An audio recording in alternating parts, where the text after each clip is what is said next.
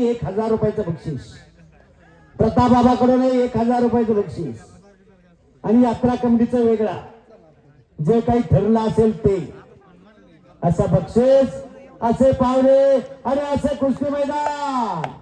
वा, अहो का जगायचं आणि कशासाठी जगायचं मी सांगत होतो. माता आणि माती फक्त वेलांटीचा फरक आहे. जिच्या उदरामध्ये जन्म घेतो ती माती आणि जिच्या उदरामध्ये अंत होते ती माती आणि माता, एवढाच फरक. जिच्या उदरात जन्म घेतो ना ती माता आणि जिचा अंत होतो ती माती, यासाठी जगायचं असतं. म्हणून हे कुस्ती मैदान अशा पद्धतीने यशस्वी होत आहे.